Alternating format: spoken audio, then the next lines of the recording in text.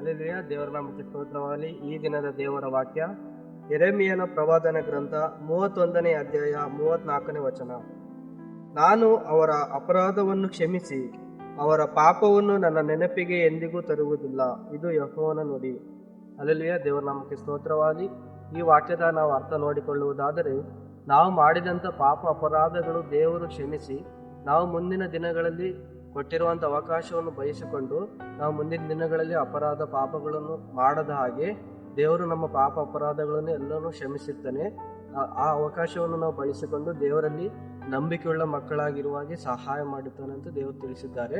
ಹಾಗಾಗಿ ನಾವು ದೇವರಲ್ಲಿ ಭಯಭಕ್ತಿ ಉಳ್ಳವರಾಗಿದ್ದು ಶಾಪದಲ್ಲಿ ಪಾಪದಲ್ಲಿ ಬೀಳದ ಹಾಗೆ ದೇವರನ್ನು ನಾವು ನಂಬಿಕೊಂಡಿರಬೇಕಂತ ಈ ವಾಕ್ಯ ತಿಳಿಸಿಕೊಡುತ್ತದೆ. ನಾವು ಪ್ರಾರ್ಥನೆ ಮಾಡಿಕೊಳ್ಳೋಣ. ಪರಿಶುದ್ಧನು ಪರಿಶುದ್ಧನು ಉನ್ನತನು ಮಹೋನ್ನತನಾದ ತಂದೆ, ನಾಮಕ್ಕೆ ಕೋಟಿ ಸ್ತೋತ್ರಗಳು ರಾಜ. ಕರ್ತನೆ, ನಾವು ಮಾಡಿದಂಥ ಎಲ್ಲ ಪಾಪ ಅಪರಾಧಗಳನ್ನು ಕ್ಷಮಿಸಿ ಕರ್ತನೆ ಅಪ್ಪ, ಇನ್ನು ಮುಂದೆ ನಾವು ಎಂದಿಗೂ ನೆನಪಿಗೆ ತರುವುದಿಲ್ಲ ಅಂತ ನೀವು ವಾಕ್ಯ ಹೇಳಿದಿಲ್ಲ ಕರ್ತನೆ.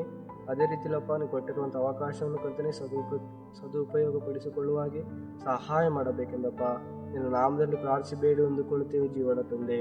ಆಮೇಲೆ